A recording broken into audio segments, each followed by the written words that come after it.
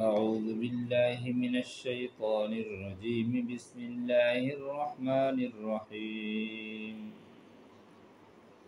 تبارك الذي بيده الملك وهو على كل شيء قدير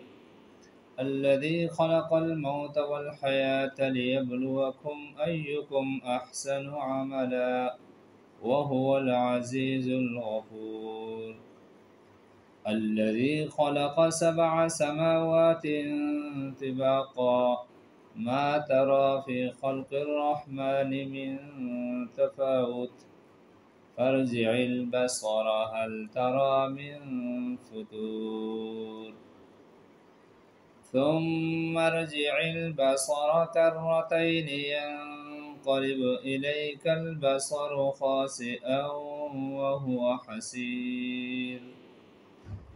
ولقد زينا السماء الدنيا بمصابيح وجعلناها رجوما للشياطين وأعتدنا لهم عذاب السعير وللذين كفروا بربهم عذاب جهنم وبئس المصير إذا ألقوا فيها سمعوا لها شهيقا وهي تفور تكاد تميز من الغيظ كلما ألقي فيها فوج سألهم خزنتها ألم يأتكم نذير قالوا بلى قد جاءنا نذير فكذبنا وقلنا ما نزل الله من شيء إن أنتم إلا في ضلال كبير وقالوا لو كنا نسمع أو نعقل ما كنا في أصحاب السعير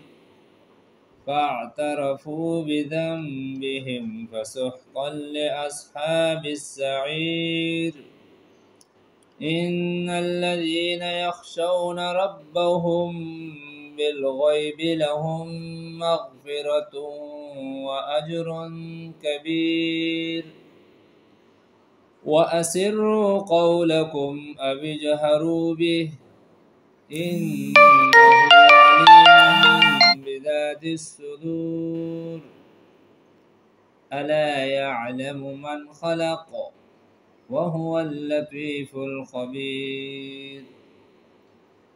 هو الذي جعل لكم الأرض ذلولا فامشوا في مناكبها وكلوا من رزقه وإليه النشور أأمنتم من في السماء أن يخسف بكم الأرض فإذا هي تفور أأمنتم من في السماء أن يخسف بكم الأرض فإذا هي تمور أم أمنتم من في السماء أن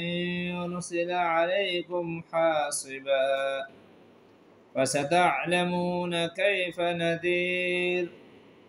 ولقد كذب الذين من قبلهم فكيف كان نكير أولم يروا إلى الطير فوقهم صافات ويقبضن ما يمسكهن إلا الرحمن إنه بكل شيء بصير أمن هذا الذي هو جند لكم ينصركم من دون الرحمن إن الكافرون إلا في غرور أمن هذا الذي يرزقكم إن أمسك رزقه بل لجوا في عتو ونفور أفمن يمشي مكبا على وجهه أهدى أمن يمشي سويا على صراط مستقيم قل هو الذي أنشأكم وجعل لكم السمع والأبصار والأفئدة قليلا ما تشكرون قل هو الذي ذرأكم في الأرض وإليه تحشرون ويقولون متى هذا الوعد إن كنتم صادقين قل إنما العلم عند الله وإنما أنا نذير مبين فلما رأوه زلفة سيئت وجوه الذين كفروا وقيل هذا الذي كنتم به تدعون قل أرأيتم إن أهلكني الله ومن معي أو رحمنا فمن يجير الكافرين من عذاب أليم قل هو الرحمن آمنا به وعليه توكلنا فستعلمون من هو في ضلال مبين قل أرأيتم إن أصبح ماؤكم غورا فمن